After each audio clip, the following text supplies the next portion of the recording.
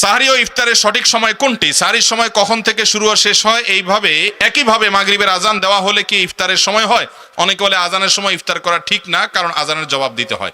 তারাবিতে 4 রাকাত শেষে একটি দোয়া পড়া হয় এবং মোনাজাতে একটি দোয়া পড়া হয়। এই দুটি দোয়া কতটুকু সহি দোয়া করে জানাবেন? খুবই গুরুত্বপূর্ণ প্রশ্ন। প্রথম কথা হলো, ইফতারের সময় কখন হয়?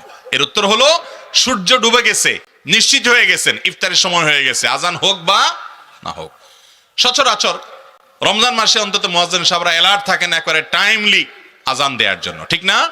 অতএব আপনি আজান শুনে ইফতার করলেও ঠিক আছে, আর সূর্য ডুবা নিশ্চিত হয়ে গেছেন তারপরে ইফতার করছেন, এটাও ঠিক আছে।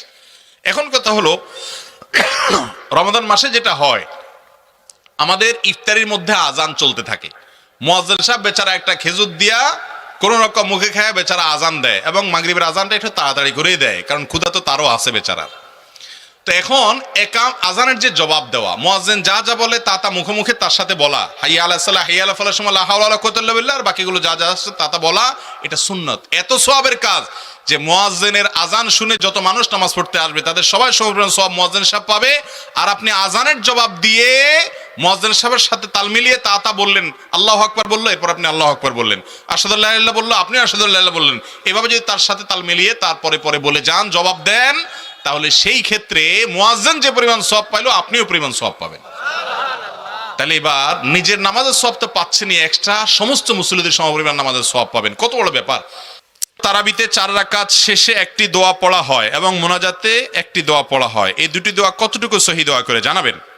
ভাইরা আমার, তারাবিহ যেটাকে আমরা বলি, এটা তারবিহাতুনের বহু বচন। এই শব্দটি মূলত, এই সালাতটিকে মূলত তারাবি বলা হয় এই জন্য যে তারাবিহ এর মানে হলো যেটা আরাম করে করে পড়া হয়। যেটা কি করে করে পড়া হয় ভাই? আরাম করে করে পড়া হয়। 4 রাকাত পর পর যে আমরা বসে থাকি, এই বসাটাও এটা এই জন্য যাতে একটু রেস্ট হয়, এটা কোনো আবশ্যক না বসলেও কোনো অসুবিধা নেই। তো এই যে 4 রাকাত পর পর দোয়া আমরা পড়ি, সুবহানাজিল মুলকে ওয়াল মালাকুতে, এবং শেষ পর্যন্ত পুরা দোয়া আমার জানাও নাই আসলে, এই দোয়া কোনো হাদিসে বর্ণিত নাই। মুক্তাদি বেচারার তো কোনো ডিউটি নাই, তারাবিতে কোনো ডিউটি আছে? হাফেজ সাহেবরা তুফান মিল পড়ে যাচ্ছে, সে তো দাঁড়ায় রয়েছে পিছনে, কোনো কাজ আছে তার? পুরো নামাজ বলতে গেলে সে রেস্টই করতেছে, একরকম কোনো কাজ নাই, তো শুনতেছে শুধু, তাই না? মুখ দিয়ে ফেনা ছুটতেছে তো হাফেজ সাহেবের, মুক্তাদি সাহেবরা তো সব চুপচাপ।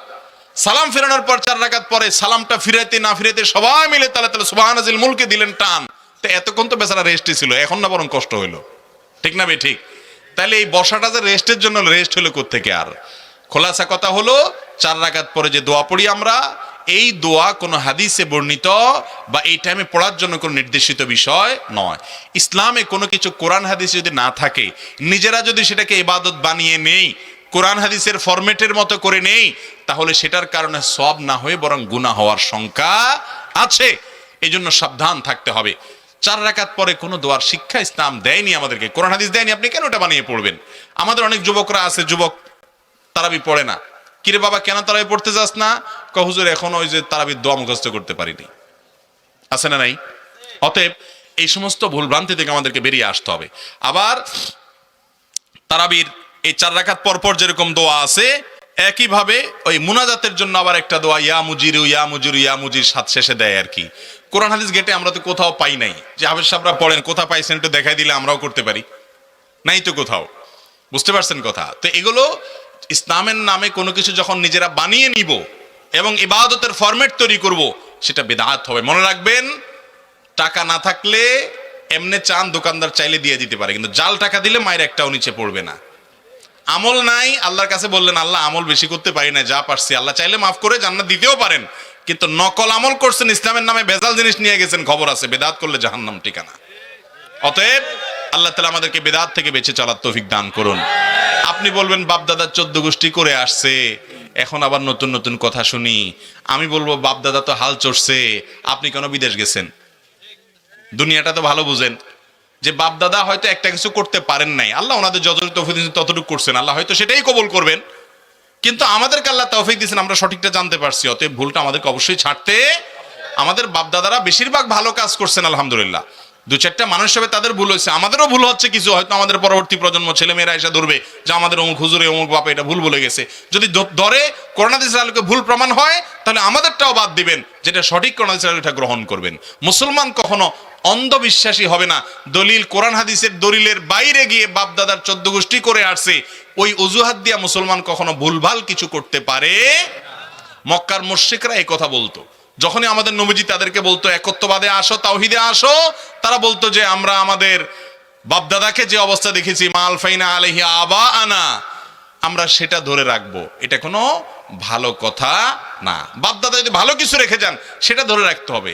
একটা কথা বলি, আমাদের বাপদাদারা এই বাংলাদেশের প্রতিটি গ্রামের কিছু সৌন্দর্য ছিল, সেগুলো আমরা ধরে রাখি নাই। ওই বেদাতগুলা ভুলভালগুলো ধরে রাখছেন, ভালোগুলো সব ছেড়ে দিছেন। বাপদাদার মধ্যে অনেক ভালো জিনিস ছিল কি ছিল না? আমাদের বাপদাদারা তাদের বাপদাদাদেরকে, মুরব্বীদেরকে সম্মান করতো কি করতো না? আজকাল যুবক পোলাপানের মধ্যে আছে এগুলা? তো বাপদাদার যেগুলো ভালো ছিল সেগুলো সব ছেড়ে দিছেন, ঠিক না? ঠিক। আমাদের বাপদাদারা তাদের বাপদাদার দিকে, মুখের দিকে তাকায় কথা বলার সাহস পাইতো, কি পরিমাণ সম্মান করত। বয়সে বুড়া হয়ে গেছে, এরপরে যদি মা জুতা দিয়ে পিঠে নিচের দিকে তাকায় থাকতো। আর এখন 4 বছরের বাচ্চাকে একটা ধমক দিলে এমনি করে তাকা ঘাড় মোটা করে, ঠিক না? ঠিক। বাংলাদেশে মানুষের কিছু সামাজিক সৌন্দর্য ছিল, সেগুলো হারিয়ে গেছে ভাইরা আমার, নষ্ট হয়ে গেছে আমাদের যুব সমাজ, তারা বকে যাচ্ছে। অতএব বাপদাদার ভালোগুলোকে আমরা ধারণ করে রাখবো ইনশাআল্লাহ। তবে তাদের ভুল ভাল কিছু থাকলে, তারা মানুষ ছিলেন, ভুলের ঊর্ধ্বে না, সেগুলো আমরা গ্রহণ করব না। অতএব তারাবির 4 রাকাত পর পরের দোয়া, তারাবির শেষে মুনাজাতের দোয়া, এগুলো কোনোটাই কোরআন বা হাদিসের কোনো নির্দেশ নয়। আমরা তারাবির পর 4 রাকাত পর রেস্ট পেলে আমরা ওই টাইমে বসে চা খাইতে পারি, পানি খাইতে পারি, বসে থাকতে পারি, জিকির করতে পারি, এটা আমাদের ব্যাপার। কিন্তু এটা দোয়া বানায় নিব যেটা পড়তে হবে সবাই আবার সুরে সুরে তালে তাল মিলিয়ে, শরীয়তে কোনো ইবাদতের মধ্যে নিজের মন গড়া কোনো পদ্ধতি ঢুকানো জায়েজ নাই। অতএব এটা করবো না আমরা।